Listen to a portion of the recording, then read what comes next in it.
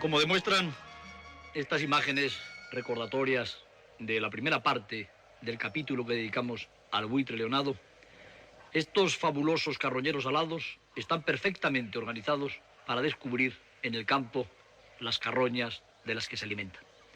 Hay una parte muy importante en su biología que es la reproducción, puesto que deben de aportar desde los lugares lejanos donde encuentran la carne muerta hasta los nidos, la comida en el interior de sus buches. Vamos a dedicar el segundo capítulo del buitre leonado a la nidificación de esta especie.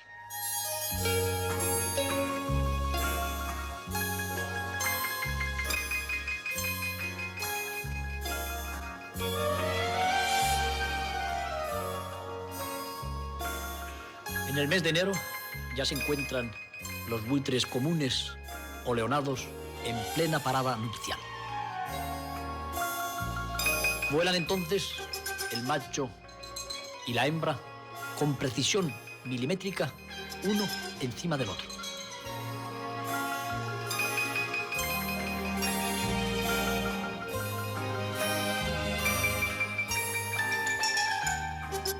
La perfección del vuelo de los buitres leonados en las paradas nupciales no admite seguramente comparación con rapaz alguna.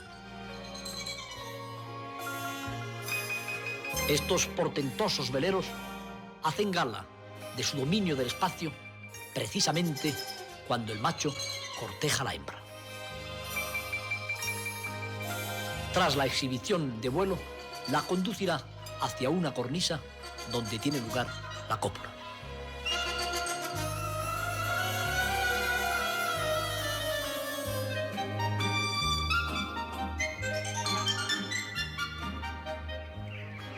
Fruto de los aéreos e invernales amores de los buitres leonados, es un huevo único, de cáscara espesa y áspera, manchado de ocráceo, que pesa alrededor de 250 gramos en fresco. El huevo es depositado sobre un nido sumario que los buitres construyen con hierbas, mechones de lana y pasto que arrancan en las cornisas, en las praderillas que generalmente se encuentran entre las calizas de las serranías y de las cárcavas españolas.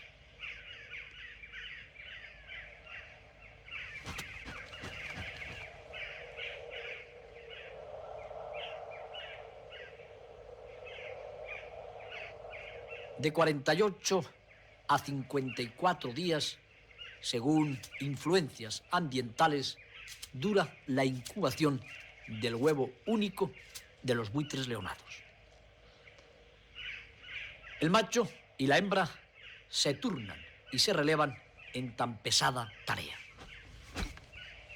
Siguen aportando materiales durante gran parte de la crianza. Y en muchos de los lugares donde los buitres nidifican, como por ejemplo en el Pirineo, en algunas de las más altas cordilleras españolas, incluso en los Tajos castellanos, muchas veces la hembra incuba con la nieve sobre su dorso.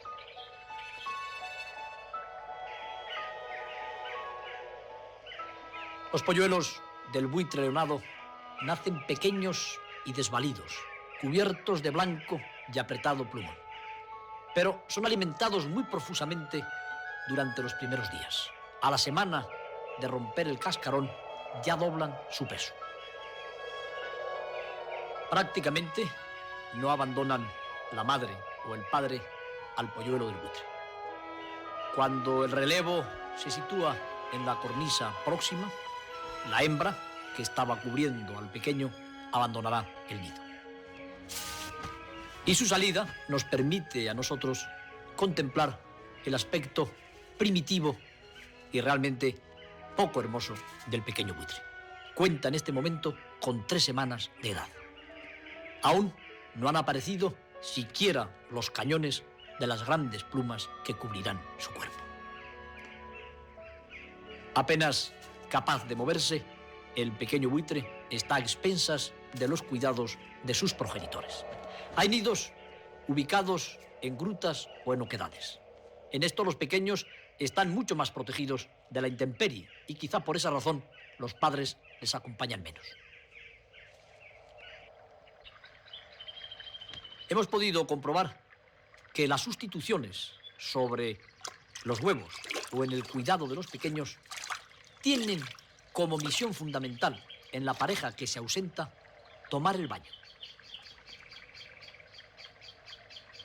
Para los buitres leonados, como para casi todas las aves de presa, la perfecta conservación del plumaje resulta imprescindible. Con un plumaje sucio o desordenado no se puede volar. Y los buitres, que han de recorrer tan largas distancias para encontrar carroña, atienden, al menos un día a la semana, al baño y al cuidado meticuloso de la pluma.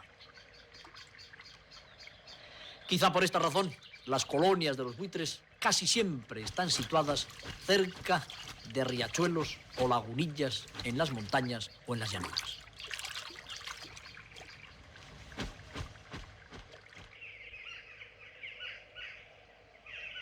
Tras el baño, los buitres secan lo más rápidamente su plumaje, abriendo las alas para exponerlas al sol. Al mes de edad comienzan a aparecer los cañones de las plumas que cubrirán el cuerpo del polluelo del buitre. Lo abandonan más los padres que durante los primeros días y lo ceban menos veces, normalmente a mediodía y por la tarde.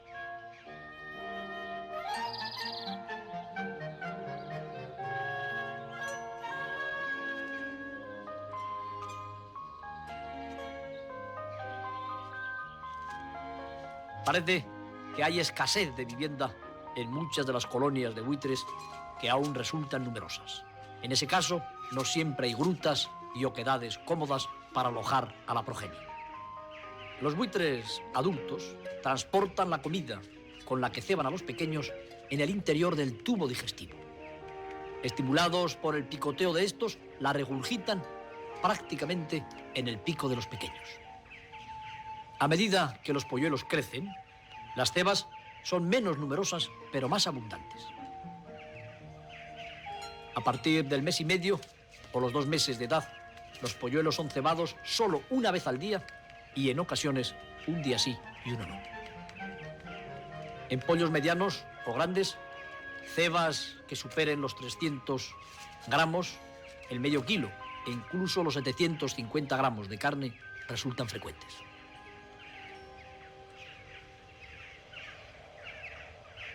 El aspecto de un buitre con el plumaje incipiente resulta realmente chocante y proporciona una idea muy clara de la situación del apretado plumaje del buitre sobre su cuerpo.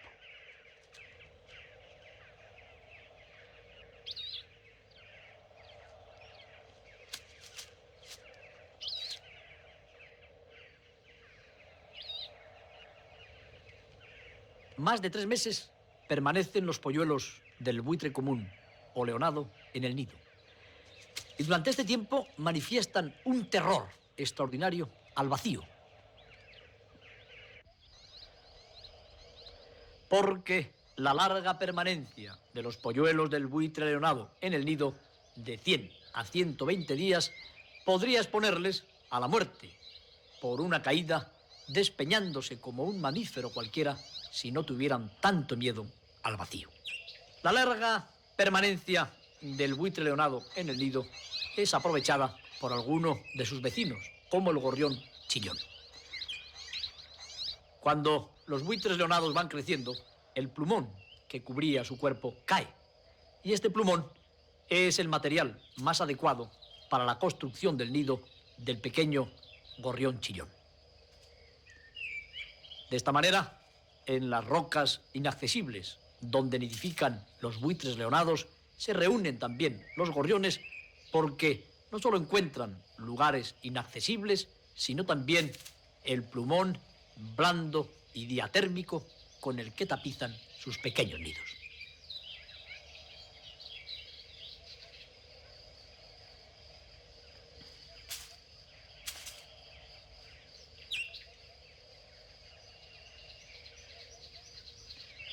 También otras aves como las utilitarias e inteligentes grajillas se acercan a los nidos de los buitres leonados, no solamente en búsqueda de plumón, sino también de algún resto de carne con el que saciar su apetito.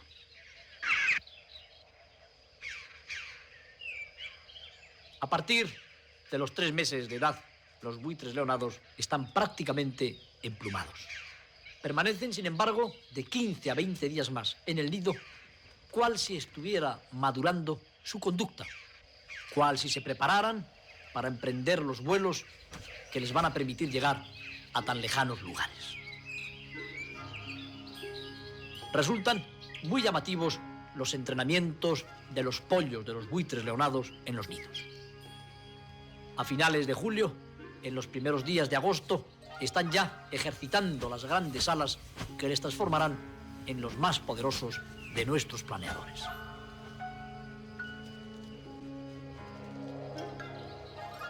Precisamente, después de abandonar los nidos, los buitres leonados emprenden una existencia errática que puede durar de 4 a 6 años y que les conducirá a lejanos países, muchas veces donde se asentarán en futuras colonias.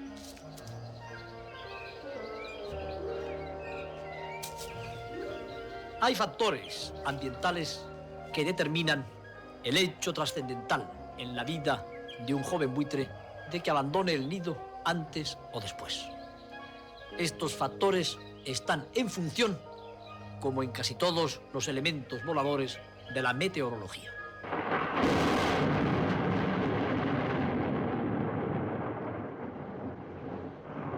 Durante el mes de agosto son frecuentes las tormentas, los aguaceros. El plumaje mojado de los buitres es muy poco útil para el vuelo a vela.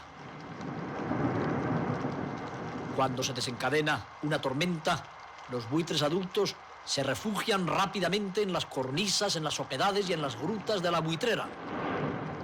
Y los jóvenes, que han abandonado el nido prematuramente, se ven muchas veces expuestos a caer a tierra y a ser capturados por el hombre o a ser devorados por un depredador.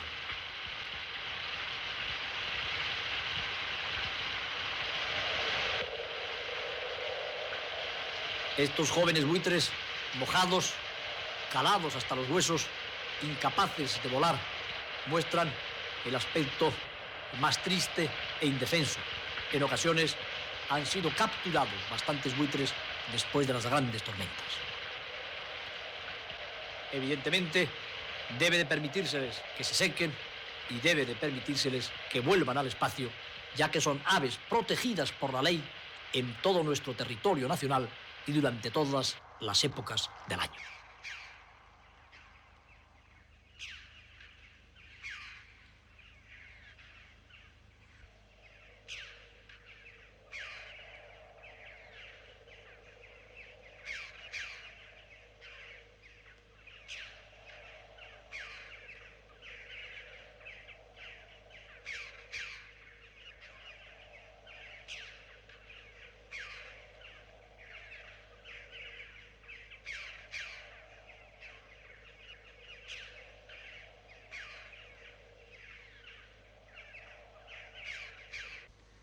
Durante milenios, los buitres leonados iban sacando adelante a sus cuantiosas colonias merced a la perfecta adaptación de su conducta a la prospección de carroña.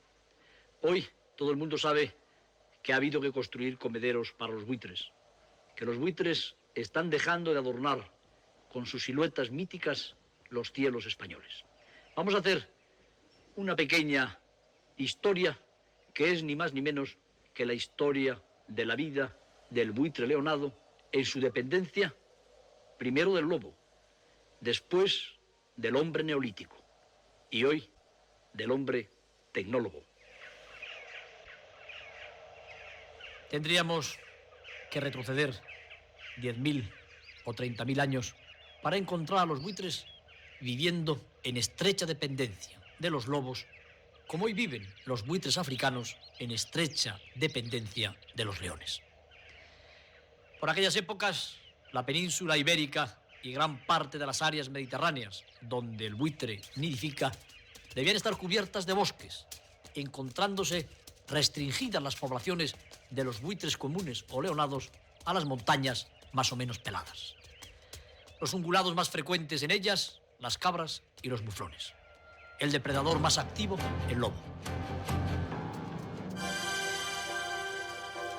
A cualquier viajero africano le resulta fácil ver cómo los buitres de aquel continente siguen las cacerías de los leones.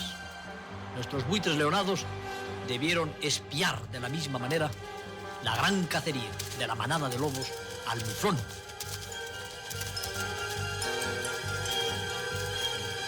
Y nosotros, recreando aquella situación ecológica, aquella dependencia del necrófago, del gran superdepredador, podemos observar también la tenacidad de la manada de lobos y la agilidad del muflón.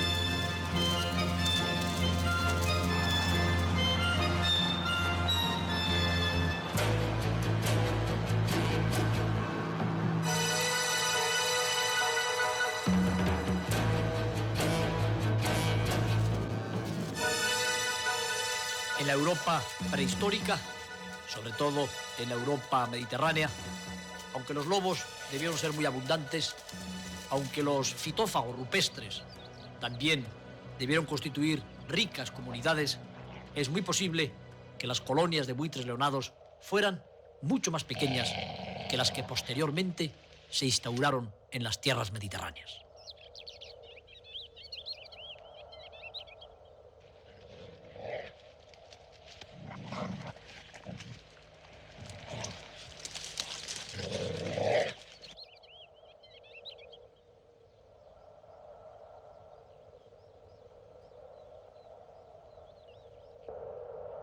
El paso de los milenios y seguramente el empobrecimiento faunístico transformó al hombre prehistórico, cazador, en agricultor y en pastor. Este cambio de la cultura humana iba a resultar sumamente positivo para las poblaciones de buitres leonados. En primer lugar, porque el hombre pastor y agricultor desforestó grandes áreas de la Europa mediterránea, donde antiguamente debía imperar el buitre negro. Y en segundo lugar, porque la oveja y la cabra, que cubrieron todas las nuevas superficies esteparias y las laderas de las montañas desforestadas, daban lugar a gran cantidad de cadáveres que los pastores se limitaban a abandonar en los campos porque sabían que eran limpiados por los buitres leonados. Podríamos afirmar que en la época del máximo vigor y de la máxima riqueza de nuestra ganadería, cuando la famosa mesta, nuestras colonias de buitres leonados debieron alcanzar también su apogeo. Una especie que había estado restringida a las laderas peladas de las montañas y a las estepas africanas, mediterráneas y asiáticas, donde vivían los ungulados rupestres, conquistaba así una extraordinaria expansión gracias a la colaboración del hombre. Porque en sus largas prospecciones, el buitre leonado, que conocía perfectamente los lugares en los que en torno a los poblados los pastores y los agricultores abandonaban los cadáveres de su ganadería, no solamente buscaban los pequeños y en cierto modo deleznables cadáveres de las ovejas, sino también el de las grandes bestias de labor. Las más importantes buitradas, las carroñadas más asombrosas, que llegaron a reunir a veces a cientos de especímenes de distintas colonias, tenían lugar precisamente cuando el cadáver de un mulo, de un vacuno o de otra res de gran porte era abandonado en el campo. Se había llegado, sin duda, a una perfecta dependencia del buitre leonado de la población agricultora y pastoril española.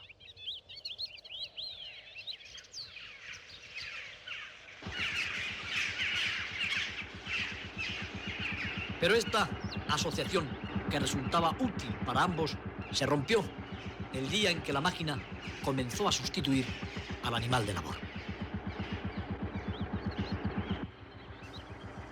Largas y penosas debieron resultar las prospecciones de los buitres leonados en búsqueda de los cadáveres en las antiguas hueseras que circundaban las aldeas y los pueblos.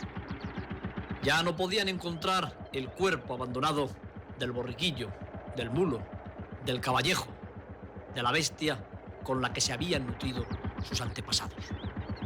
La máquina había sustituido al animal, el hierro a la proteína. Y de este modo, en las lejanas y antiguas colonias de los buitres leonados, el hambre comenzó a imperar. Los pollos no podían terminar su desarrollo por falta de alimento. Cuando estaban ya próximos a emprender el vuelo, les faltaban las fuerzas. En vano esperaban el retorno del padre o de la madre con el buche repleto de carne. Sus progenitores no traían la carne que no podían encontrar en parte alguna. De este modo, las colonias de siempre, las que habían estado en nuestras rocas durante siglos, comenzaron a ser abandonadas por los buitres. La silueta acostumbrada, la silueta en vuelo coronado que habían contemplado los campesinos españoles durante generaciones y generaciones, comenzó a echarse en falta en los cielos ibéricos. Pero el cambio de cultura, el progreso que tantas cosas buenas y algunas malas ha traído para el hombre y para el buitre, trajo también un cambio en la conducta del hombre. El hombre comenzó a ocuparse de la protección de las especies amenazadas, y ciertamente el buitre estaba entre las especies amenazadas. Un buen día, en la vieja colonia de las hoces del río Riaza, se escuchó también el motor de un vehículo. Pero no el de un vehículo que había sustituido a la bestia de labor, no el de un vehículo amenazador para el buitre.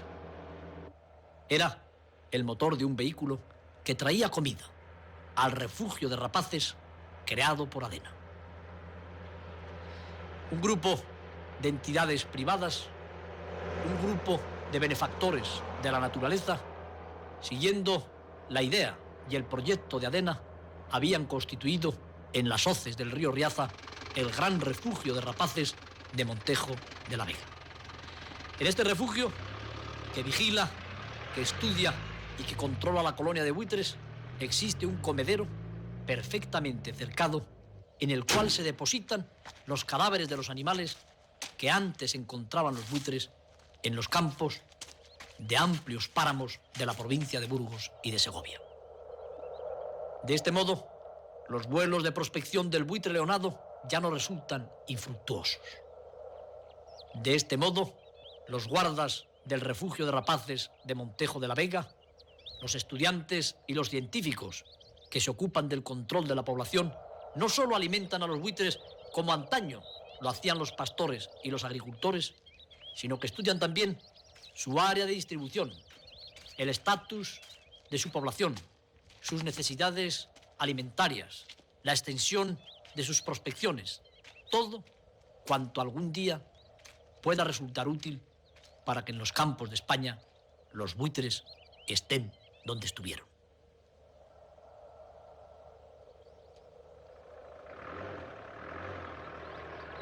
Se han creado ya otros comederos y otros refugios de rapaces, sobre todo en Navarra, donde la iniciativa de la Asociación para la Protección de la Naturaleza ha sido realmente pionera. Podemos afirmar, sin ningún lugar a dudas, que al menos la población que había permanecido en el refugio de rapaces de Montejo, aproximadamente unas 150 parejas de buitres leonados, van a poder iniciar nuevamente la reconquista de las altas cotas que tuvieron lugar hace 25 o 30 años.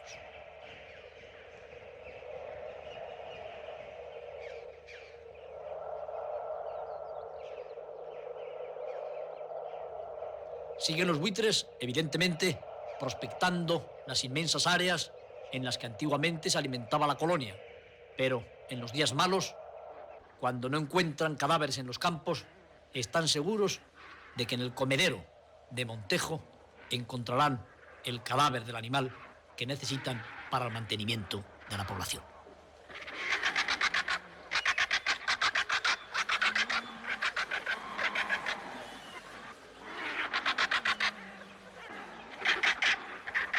Sería realmente loable que estas iniciativas se extendieran por toda la península ibérica. De este modo, con unos cadáveres siempre fáciles de encontrar y contando con la necesaria supervisión sanitaria, podríamos asegurar la supervivencia de los últimos buitres ibéricos.